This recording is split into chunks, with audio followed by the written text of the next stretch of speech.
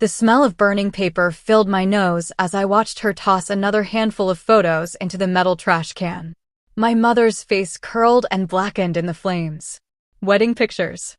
Birthday parties. The last Christmas we had together before the cancer took her. "She's not your real family anymore," Bridget said, her voice sharp like broken glass. She didn't even look at me as she grabbed another stack from the box. My mother's handwriting on the back, dates, names, little notes about who is who. All of it turning to ash. I stood there in the backyard, frozen. Not from shock. Not from grief. I was past that now. "Your father chose me," she continued, dumping my mother's jewelry box into a trash bag. The silver locket Mom wore every single day clattered against cheap plastic. "It's time to move on from your precious mommy." My hands clenched at my sides, but I kept my face blank. Empty. I'd learned that much over the past 8 months. Never let her see you break. She turned to me then, holding up my mother's wedding ring. "The one Dad was supposed to give to me someday. This doesn't belong to a dead woman anymore. It belongs to the woman he actually loves now." Something inside me went cold. Ice cold. The kind of cold that clears your head and sharpens your thoughts like a knife. "You're right," I said quietly. That stopped her. Her eyes narrowed, suspicious. She'd been waiting for me to scream, to cry, to beg. That's what she wanted. That's what she always wanted. "What did you say?" "You're right," I repeated, my voice steady as stone. "She's gone. And you're here now." Bridget smiled then, ugly and triumphant. She thought she'd won. She thought she'd finally broken me. I pulled out my phone and made a call. Just one. Short. "Tomorrow morning. 9 o'clock. "Yes, bring everything." "Who are you calling?" Bridget's voice had an edge now. Worry creeping in. I hung up and looked her dead in the eye. "Someone who's been waiting to meet you." Hi viewers, kindly tell us where you're watching from and what time it is. Warm welcome to the family, enjoy the story. The thing about Bridget is she was good at playing victim. Real good. When my dad came home that night, she was crying. Mascara running down her face, tissues balled up in her fists. "She's so disrespectful," Bridget sobbed into his shoulder. "I was just trying to clean out the garage and she screamed at me. Called me terrible names." Dad looked at me with disappointment in his eyes. The same eyes that used to light up when I walked in the room. Is this true? I could have fought it. Could have told him what really happened. But what was the point? He hadn't believed me the last 5 times. Why would tonight be different? "No," I said simply. "But believe what you want." I went to my room and closed the door. Let them have their moment. Let her think she was winning. Because tomorrow, everything was going to change. I sat on my bed and opened the shoebox I kept hidden in my closet. Inside were copies. Copies of everything. Every photo she thought she'd destroyed, I'd scanned months ago. Every piece of jewelry I'd photographed and documented. Every cruel word she'd said when Dad wasn't around, I'd recorded on my phone. But that wasn't the real weapon. The real weapon was the letter my mother left me. The one her lawyer gave me 3 days after the funeral. The one that said, in her own handwriting, exactly what would happen if Dad remarried too fast. Exactly what protections she'd put in place. Exactly what Bridget was about to lose. My phone buzzed. A text from the lawyer. "Documents ready. See you at 9 a.m. Your father has been notified of the meeting." I smiled for the first time in months. Bridget had no idea what was coming. I couldn't sleep that night. Not because I was nervous. Because I kept remembering. Mom used to make pancakes every Saturday morning. Not the frozen kind, real ones from scratch. She'd let me crack the eggs even though I always got shells in the bowl. She'd laugh and fish them out with her fingers, saying, "That's how you learn, sweetheart." By making mistakes. We had this tradition. After breakfast, we'd sit on the porch with hot chocolate and she'd tell me stories about her childhood. About how her own mother died young. About how she promised herself that if she ever had kids, she'd love them so hard they'd never feel alone. "Family isn't just blood," she told me once. "It's who shows up. Who stays. Who loves you even when it's hard." She showed up every single day. Through every scraped knee, every bad grade, every friend who betrayed me. She was there. Then the diagnosis came. Stage 4. 6 months, maybe less. She didn't cry. Not once. Instead, she got organized. Made lists. Wrote letters. Met with lawyers while Dad fell apart at work. "I need to make sure you're protected," she said one night, her voice weak but determined. "Promise me you'll be strong. Promise me you won't let anyone erase me." I promised. She died on a Tuesday. Dad buried himself in work. I buried myself in silence. Then 6 months later, he brought Bridget home. "She makes me feel alive again," he said, like that explained everything. Like 6 months was enough time to replace 23 years of marriage. I wanted to scream. Instead, I smiled and said, "I'm happy for you, Dad." That's when I knew I was on my own now. Bridget walked into our house like she owned it. And in her mind, she probably did. She was younger than Dad by 15 years. Blonde hair, fake nails, and a smile that never reached her eyes. The kind of woman who laughed too loud at Dad's jokes and touched his arm constantly, like she was marking territory. "You must be the daughter," she said the first time we met. Not "nice to meet you." Not "I've heard so much about you." Just the daughter. Like I was a piece of furniture she'd have to work around. Dad didn't notice. He was too busy staring at her like she'd hung the moon. They got engaged after 3 months. Married 2 months after that. I tried to warn him. "Dad, don't you think this is fast?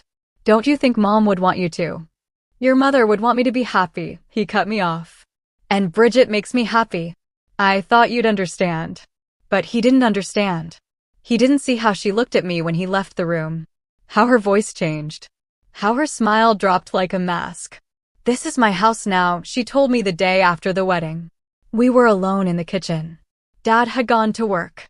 "And I don't appreciate you filling his head with doubts about me. You're just a jealous little girl who can't let go of her dead mother."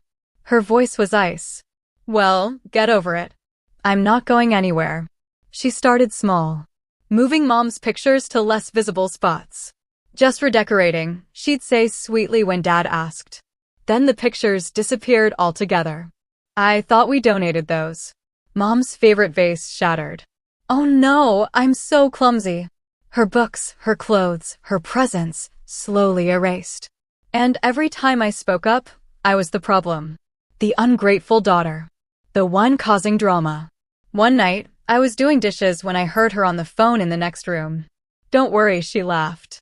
"Once we're married a year, the prenup is worthless. This house, his retirement, all of it, mine. The daughter won't get a dime." My blood ran cold. That's when I knew she wasn't just cruel. She was calculated. The day after I overheard that phone call, I went to Mom's lawyer. The one who'd given me the letter. Mrs. Patterson was older, sharp-eyed, with gray hair pulled back tight. She'd been Mom's friend for 20 years. "I was wondering when you'd come," she said, pouring tea into delicate cups. I told her everything. The cruelty. The manipulation. The phone call. She listened without interrupting. Then she opened a file cabinet and pulled out a thick folder. "Your mother knew," Mrs. Patterson said quietly. "She knew your father would be vulnerable. She knew someone might take advantage. So she prepared." Inside the folder were documents. Trusts. Property deeds. Insurance policies. All in my mother's perfect handwriting, signed and notarized before she died. "The house," Mrs. Patterson explained, "is in a living trust. Your mother inherited it from her parents. It was never your father's to give away legally. It passes directly to you on your 20th birthday, which is next month," I whispered. "Exactly. Your father has life estate rights. He can live there, but he can't sell it, mortgage it, or transfer ownership. And if he remarries within 2 years of your mother's death." She paused. "Any new spouse has zero claim to the property." My hands shook as I held the papers. "There's more," Mrs. Patterson continued. "Your mother's life insurance, substantial. Also interest for you. Her retirement accounts, same thing. Your father received his portion, but the bulk was protected for you. She wanted to make sure you'd be taken care of, no matter what happened." "Does Dad know?" "He was informed at the time, but he was grieving. He probably doesn't remember the details. And I'm guessing his new wife certainly doesn't know." I thought about Bridget's smug face. Her cruel words. The way she thought she'd won. What do I do? I asked. Mrs. Patterson smiled. We document everything. Every instance of harassment, every threat, every attempt to isolate you from your father. And when the time is right, we educate them both on the reality of the situation. I started recording conversations, taking photos of the destruction, saving text messages, building a case. Bridget kept escalating, not knowing she was digging her own grave. Then came the day she went too far. I came home from work early that Thursday. My car was in the shop, so I'd gotten a ride from a coworker. Bridget didn't hear me come in. She was in my room. My room. Going through my things. The shoebox was open on my bed. Photos scattered everywhere. And in her hands, Mom's letter. The one from the lawyer. She was reading it, her face twisted with rage. What are you doing? My voice was deadly quiet. She spun around, not even pretending to be sorry. Securing my future. Your precious mommy thought she was so smart, didn't she? Thought she could control everything from the grave. Put that down. Or what? Bridget laughed. You'll tell Daddy? He doesn't believe anything you say anymore. I've made sure of that. She waved the letter in my face. You think this changes anything? I'll find a way around it. I always do. Your father loves me. He'll sign whatever I need him to sign. That's when I saw it. On my dresser. The bottle of pills. Mom's pills. The morphine from her final days that I'd kept, unable to throw away. Bridget saw me looking. Don't even think about it, she hissed. I could ruin you. One call to the police about how you're hoarding drugs, how you're unstable, and you'd lose everything. Your father would believe me. My heart pounded. She was right. She'd twisted everything else. Why not this? Get out of my room, I said. It's not your room anymore.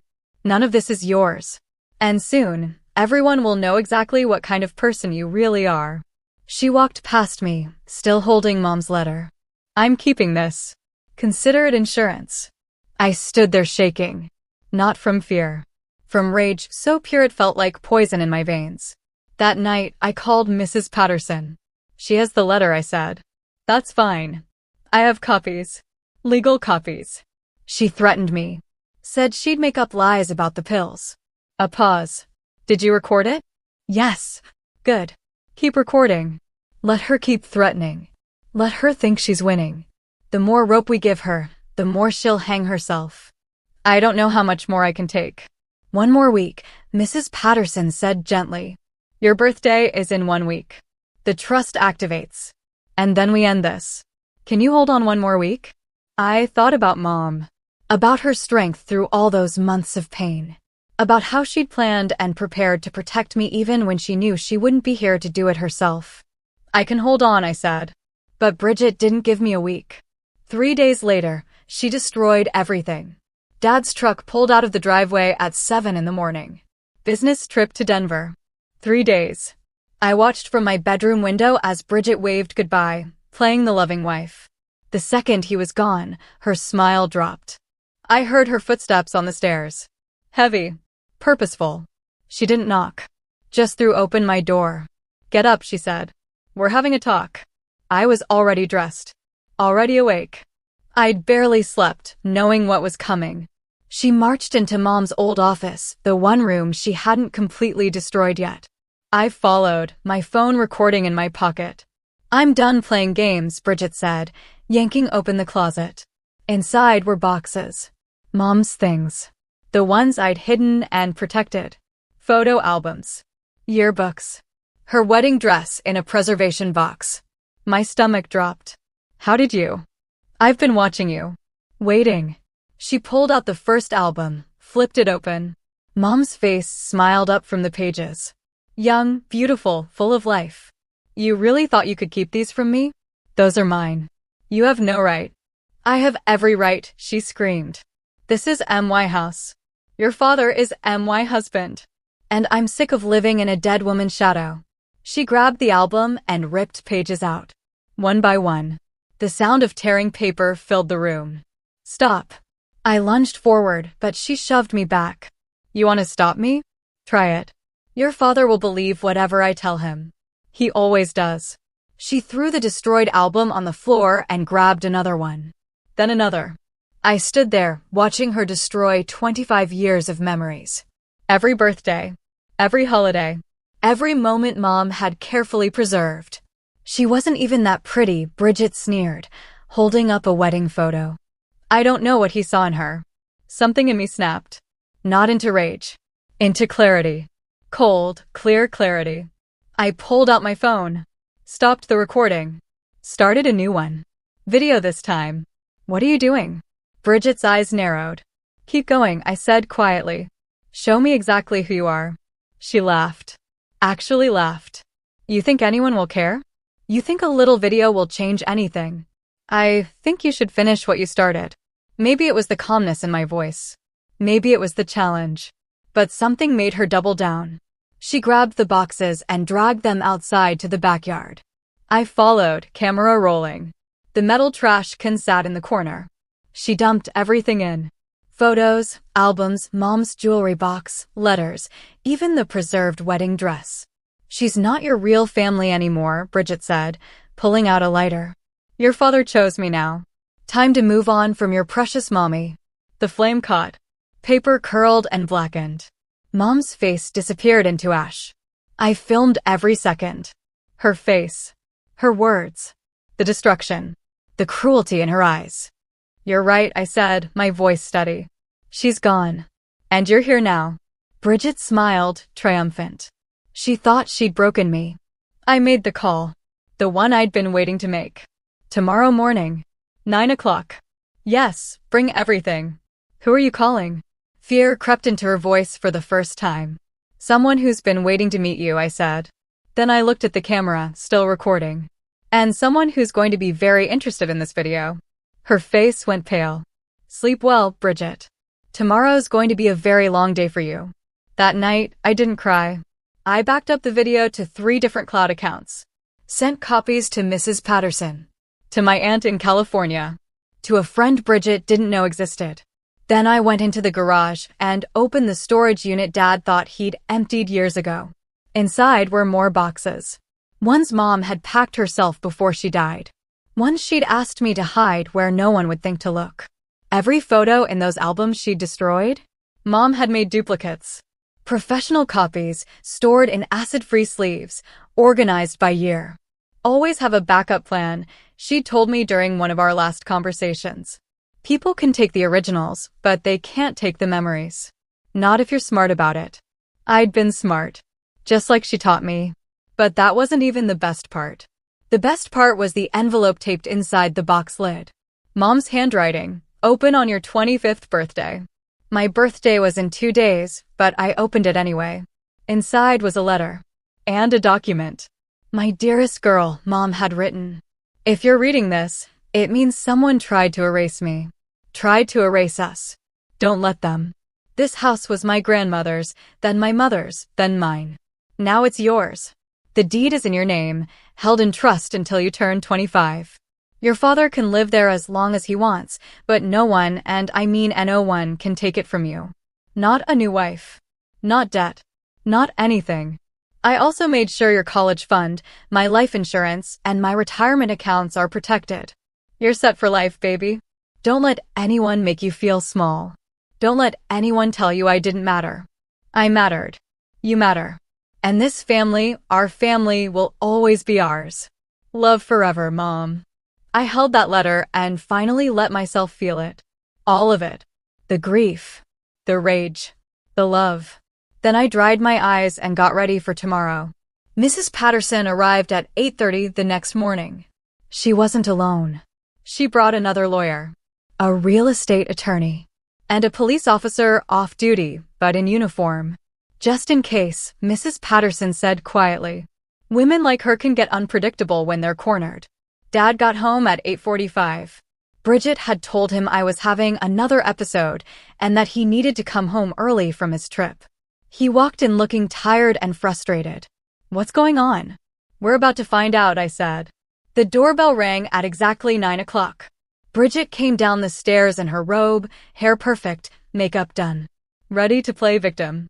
Then she saw the lawyers. The officer. Her face went white. What is this? She demanded. This, Mrs. Patterson said calmly, is an education.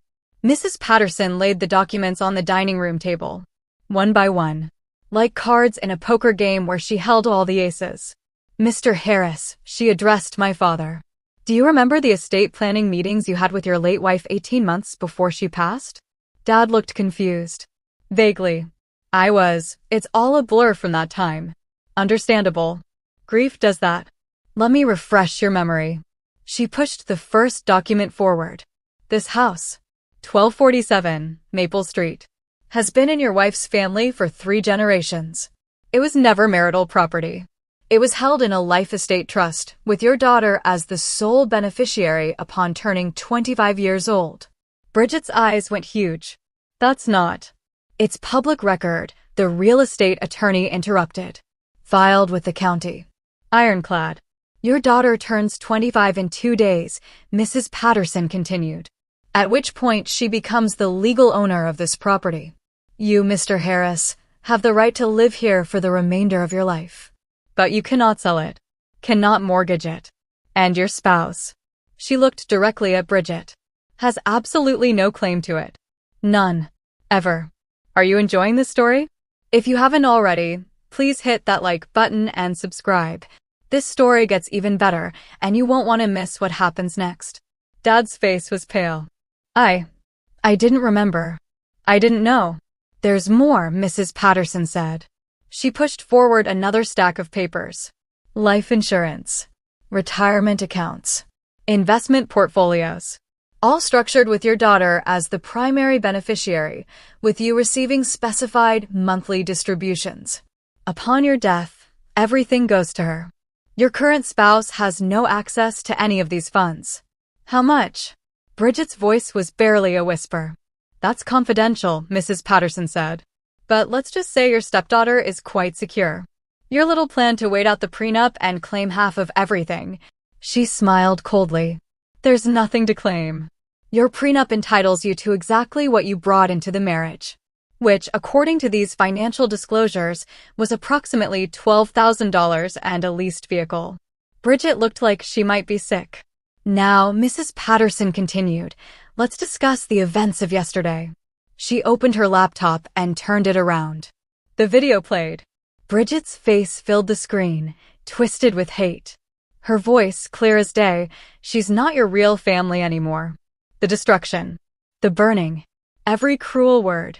Dad watched in silence, his face going from pale to gray to red.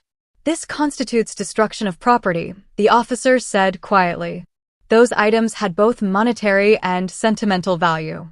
In addition, we have recorded evidence of verbal abuse, harassment, and threats spanning the past 8 months. She's lying, Bridget shouted. She manipulated everything. She set me up. Did I manipulate you into saying those words? I asked quietly. Did I force you to burn my mother's things?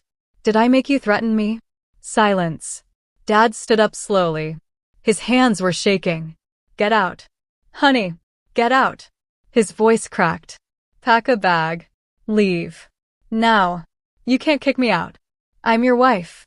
The prenup, Mrs. Patterson said, sliding one more document across the table, has a clause. Infidelity, abuse, or destruction of property voids all provisions and entitles you to nothing in the event of divorce. Based on this evidence, I'd say we have grounds. Bridget looked around the room. At the lawyers. At the officer. At Dad's face, finally seeing her clearly. At me, standing calm and quiet. You set me up, she hissed at me. No, I said. I just gave you enough rope. You hanged yourself. Bridget was gone by noon. One suitcase. Her car. Nothing else. She tried one more manipulation. Tears streaming down her face, begging Dad to reconsider. I love you. I made mistakes, but I love you. You love his money, I said quietly. You love this house. You never loved him. Dad didn't say anything. Just held the door open until she left. The house felt different after she was gone. Lighter. Like something toxic had been removed from the air. Dad and I stood in the living room, the destroyed albums still in trash bags by the back door. I'm sorry, he said finally. His voice was broken. I'm so sorry. I tried to tell you. I know. I didn't listen. I didn't want to believe. He sat down heavily on the couch. I was lonely. After your mom died, I was so lonely I couldn't think straight. And Bridget, she made me feel young again. Alive. I thought I was getting a second chance. You were grieving, Dad. She saw that and used it. I let her erase your mother. I let her hurt you. Tears ran down his face. Your mom would be so ashamed of me. I sat next to him. Mom would want you to learn from this. To do better. We sat in silence for a while. Then I went to the garage and brought in the boxes.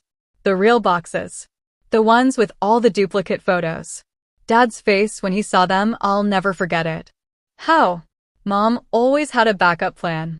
She taught me that. We spent the rest of the day going through photos. Remembering. Crying. Laughing at old memories. For the first time in 8 months, my father looked at me and really saw me. I want to make this right, he said. Tell me how to make this right. Therapy, I said. For both of us. Family counseling. We need to process everything that happened. He nodded. Anything. Whatever it takes. And Dad? We need to talk about boundaries. About respect. About not letting anyone come between us again. Never again, he promised. Never. That night, I went to Mom's grave. I brought flowers, her favorites, yellow roses. I kept my promise, I whispered to the headstone. I didn't let her erase you. I didn't let her erase us. The wind rustled through the trees. For a moment, I swear I felt something, warmth, peace, love. Like Mom was right there, proud of me. Thank you for teaching me to be strong.